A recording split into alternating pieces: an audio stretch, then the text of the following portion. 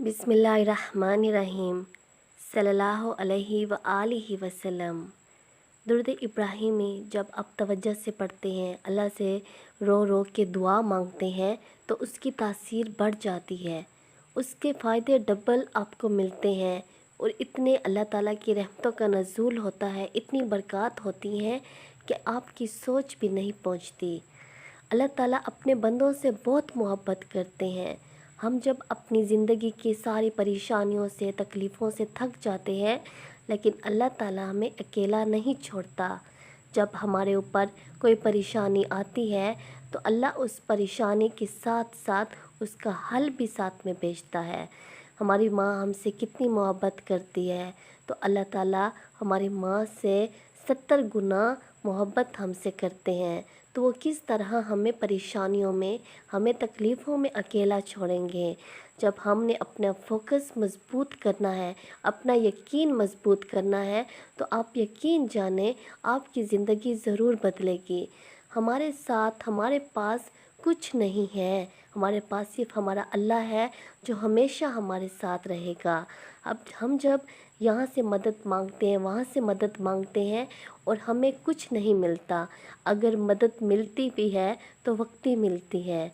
तो जब कोई मदद करने वाला भी होता है तो वो एक एक से कहता है कि हमने तो इसकी मदद की है, लेकिन हमारा रब हमेशा हमारे साथ होता है और हमेशा हमारे अल्लाह की मदद हमारे साथ है। अल्लाह कभी भी हमें अकेला नहीं छोड़ता।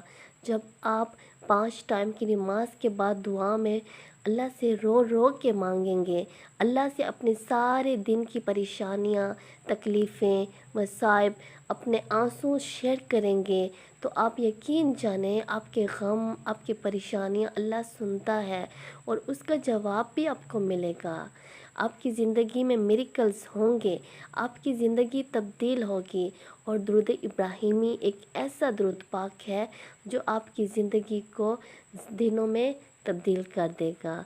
एक बहन थी, वो बीमार थी, तो उसके साथ ऐसा मसला था, ऐसी बीमारी थी कि अगर उसका इलाज ना किया जाए तो वो कैंसर में तब्दील हो सकती है। वो बहन कहती थी कि हमारे आसपास किसी की ऐसी बीमारी थी कि जो मुझे लग चुकी थी, तो कुछ दिनों के बाद उसको भी कैंसर हो गया था। तो ये बहन काफ़ी डर गई थी, इलाज भी काफ़ी करवा रही थी, लेकिन कोई भी फ़र्क नहीं हो रहा था।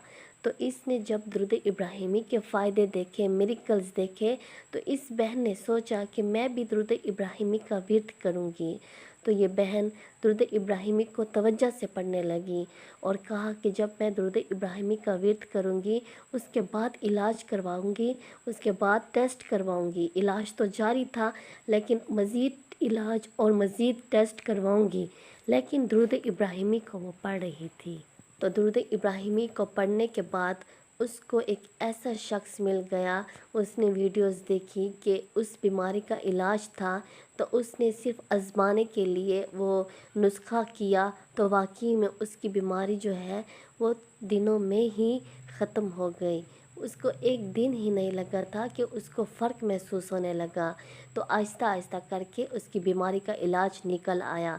तो ये बहन काफ़ी हैरान हुई कि इतने महीनों से मैं टेस्ट करवा रही हूँ, बड़े बड़े डॉक्टरों के पास जा रही हूँ, लेकिन कोई इलाज नहीं मिल रहा था। लेकिन जब से दुरूद इब्राहिमी को पढ़ा है तो अल्लाह ताला ने मेरी गैब की मदद की है।